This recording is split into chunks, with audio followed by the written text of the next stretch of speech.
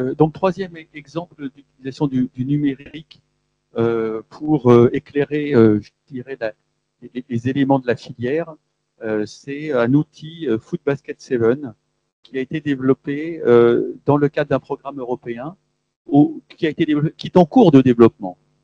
Donc, je vais vous présenter un certain nombre de principes et de maquettes de cet outil.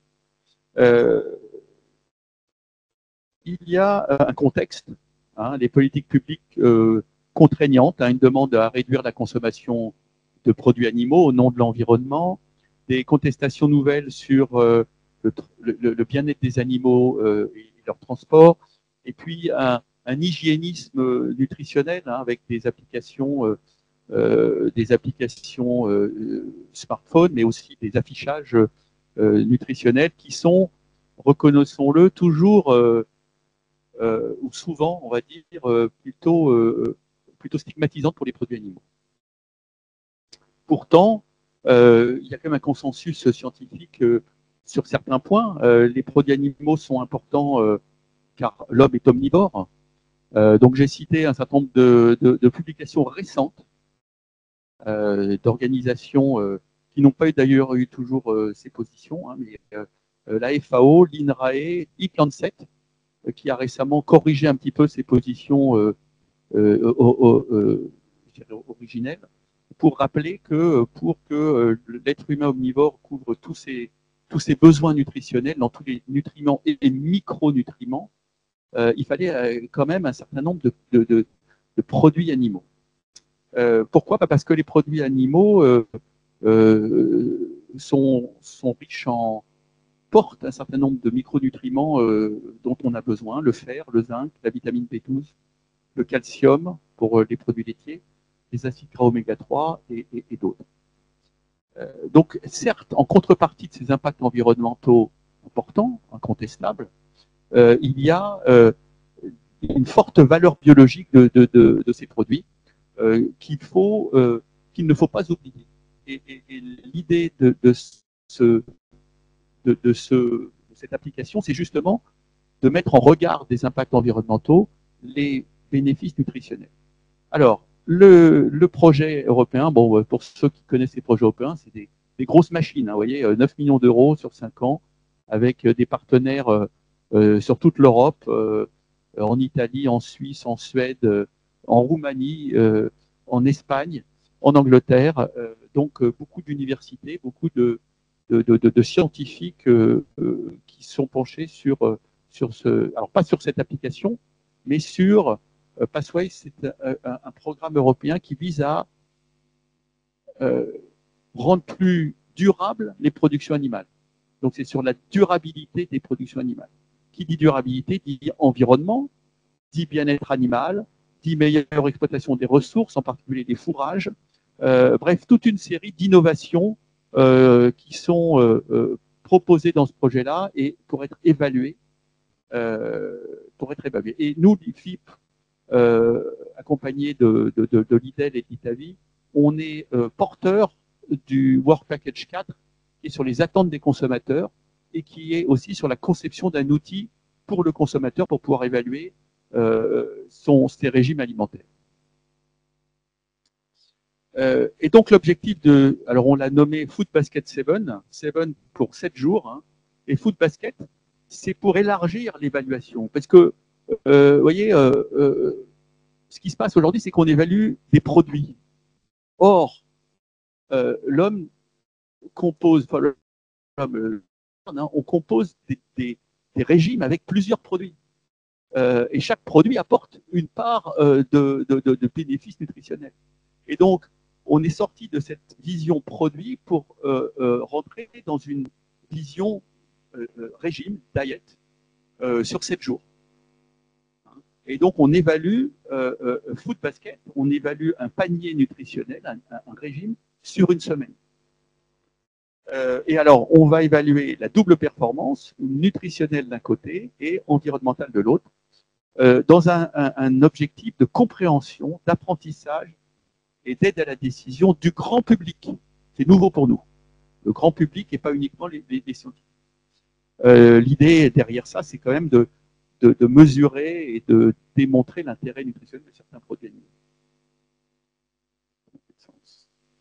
Alors, c'est un outil qui sera en ligne et qui déjà va prendre en considération la caractéristique de la personne qui construit son food basket. Les besoins nutritionnels, on a pris les besoins nutritionnels qui ont été publiés par l'EFSA, l'Agence européenne de sécurité des aliments. Donc, selon l'âge, selon le sexe, l'activité physique, il y a des recommandations en nutriments et en micronutriments. Donc, on a pris ça comme données d'entrée, vous verrez tout à l'heure. Ensuite, il y a aussi les habitudes alimentaires. On a ensuite exploité, alors, Agribalyse, dont on a parlé déjà, donc on a exploité les 2500 produits de la base nutritionnelle, de la base Agribalyse pour l'environnement et la base Sequal pour la nutrition. Alors ça a été bien conçu par les pouvoirs publics, hein, puisqu'ils ont mis parallèlement pour 2500 produits les impacts environnementaux et les valeurs nutritionnelles complètes. Donc on a exploité cette base nutritionnelle pour composer des paniers repas hebdomadaires et fournir une information complète nutritionnelle et environnementale. Alors, on a aussi, je veux dire, c'est pas l'IFIP tout seul qui a décidé de donner des valeurs nutritionnelles et d'évaluer l'importance nutritionnelle. On s'est appuyé sur des partenaires dans ce projet-là, des partenaires experts en nutrition humaine, hein, Stéphane De Smet de l'Université de Gand, Frédéric Leroy de l'Université de Bruxelles et Cristina Delgado Andrade de l'Université du CSIC en Espagne. Donc, on a été, bien entendu, on a documenté tous ces éléments en utilisant l'expertise de ce conseil scientifique. Alors, je vais vous montrer un petit peu, alors c'est en anglais, mais je vais vous montrer comment ça se présente. Est-ce qu'on peut faire une démo là? Non? Pas de démo. Bon, alors pas de démo. Mais j'avais prévu pas de démo. Donc, voilà comment ça se présente. J'avais tout prévu. Alors, voilà, ça se présente comme ça. Donc là, on en est au niveau de la maquette. On rentre sur le site Food Basket 7. On saisit alors, son sexe, son âge, son poids, et puis son activité physique. Et puis là, tout de suite, voilà, on va chercher les données nutritionnelles de l'EFSA. Et voilà les recommandations que l'EFSA nous donne pour couvrir nos besoins nutritionnels de la semaine. Donc on est dans la précision. Vous voyez, on a l'énergie, la protéine, les acides linoléiques, l'alpha-linoléique, oméga 3, vitamine A, B1, etc. Donc c'est une liste exhaustive des besoins nutritionnels. Ensuite, l'utilisateur va composer son panier repas, breakfast, lunch, snack, dîner, hein, du jour 1, du jour 2, du jour 3. On a fait ça en sorte que ça soit facile à remplir et que ça soit des menus déroulants. Donc voilà, ouais, banane, vous mettez B, il y a banane, bacon, brocoli qui s'affiche.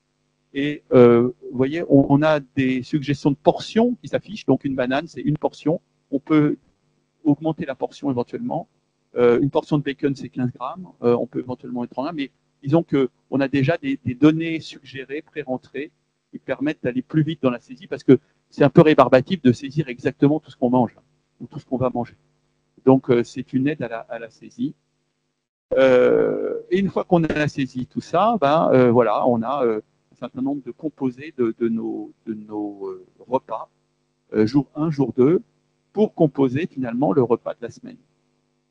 Et une fois que ceci est composé, alors il y a le rappel de l'ensemble des produits par type de produits, dans les boissons, céréales, produits céréaliers, produits laitiers, fruits, etc. Et on a tout de suite une évaluation. On a une évaluation nutritionnelle déjà, donc la qualité de la couverture nutritionnelle. Qui est issu de 26 indicateurs, 26 items qui sont importants pour la bonne santé. Et donc là, vous voyez, on a dans la simulation qu'on a faite 20 sur 26 qui sont bons.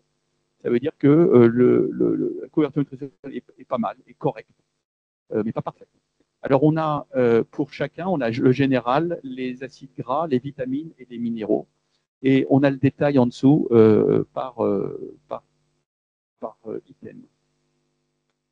Alors par exemple les minéraux, vous voyez, on a dans l'exemple qu'on a fourni, on a 82%, 62% de bonne couverture. Alors, vous voyez à droite, on a par exemple 854 grammes de calcium. C'est satisfaisant, c'est en vert.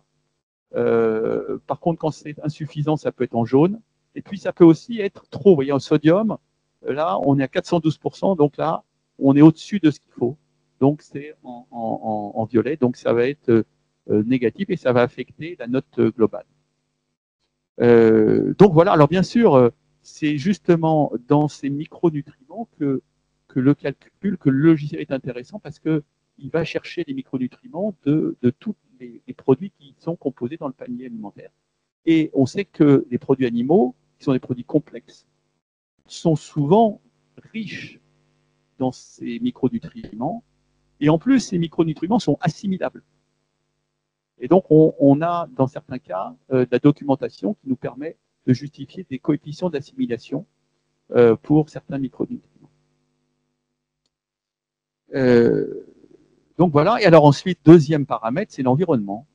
Alors l'environnement, on prend donc les données de Agribalise et on fait une évaluation du panier repas. Donc en face de cet apport nutritionnel, il y a quel impact sur le climate change, l'écosystème, qualité écosystème, la santé humaine. Alors la santé humaine, c'est pas la santé nutritionnelle, cette fois c'est l'exposition de l'humain à des polluants.